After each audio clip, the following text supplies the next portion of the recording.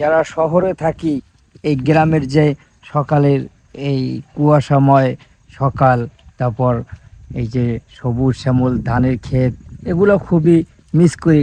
কারণ শহরে তো শুধু ইট পাথরের কোলাহল, উঁচু উঁচু বিল্ডিং, দালান পাথর, এই কাজ। শহরে শুধু কাজ, সকালে ডিউটি করো, আবার সন্ধ্যায় ডিউটি শেষ ঘুমাও, আবার সকালে উঠে ডিউটি করো, আবার সন্ধ্যায় ঘুমাও, আবার সকালে উঠে ডিউটি করো। এই হইল শহরের জীবন, ব্যস্তময় জীবন। সারাদিন কাজ করবা, রাতে ঘুমাবা, আবার সারাদিন কাজ করবা। এই হইল শহরের ব্যস্তময় জীবন। এই যে সুন্দর আবহাওয়া, তারপরে এই যে সুন্দর ক্ষেত কামারের যে ভিউগুলা, আসলে নবী করিম সাল্লাল্লাহু আলাইহি সাল্লাম বলছেন যে তোমরা শহরমুখী হইও না, তোমরা গ্রামে যাও, গ্রামে গিয়ে কৃষি খামার করো, তোমরা ক্ষেত খামার করো। তোমরা এই যখন শহরে তৃতীয় বিশ্বযুদ্ধ হবে বা বিভিন্ন দুর্যোগ, বালা মুসিবত, সেটা শহর থেকেই শুরু হবে। যেমন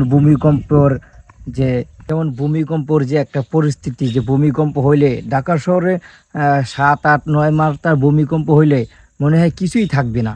ওই মুহূর্তটা আসলে গ্রামের বাড়িতে থাকলে, ওই পরিস্থিতিতে আসলে গ্রামের বাড়িতে আসলে আপনি সেফই থাকতে পারবেন। আসলে গ্রামের বাড়িতে আপনি শান্তিতে থাকতে পারবেন। আপনি হয়তো আপনি লাক্সারিয়াসভাবে জীবনযাপন করতে পারবেন না, লাক্সারিয়াসভাবে আপনি চলাফেরা করতে পারবেন না, কিন্তু সাধারণ মানুষ হিসেবে আপনি গ্রামের বাড়িতে খুবই সুন্দর বিপদ আপদ মুক্তভাবে থাকতে পারবেন। আসলে দেশে আসলে এই সুন্দর প্রকৃতিময়, এই সুন্দর আবহাওয়ার ভিতরে আপনি কাটাতে পারবেন, কিন্তু লাক্সারিয়াসভাবে না কাটাতে পারলে আপনার মনে, দেহে, শরীরে তৃপ্তি পাবেন ইনশাল্লাহ।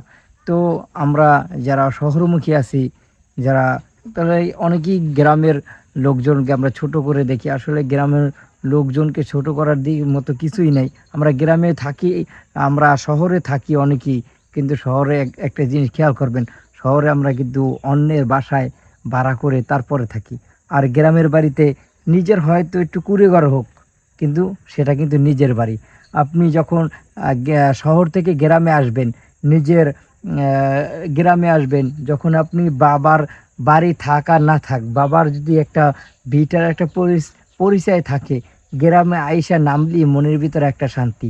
আহা, বাবার বাড়ি, নিজের গ্রামের বাড়ি। একটা গ্রামের বাড়িতে শহর থেকে আইসা গ্রামের বাড়ির মাটিতে পা রাখার যে একটা আনন্দ, যে একটা তৃপ্তি, যারা গ্রামের বাড়িতে আসে শুধুমাত্র তারাই বোঝে।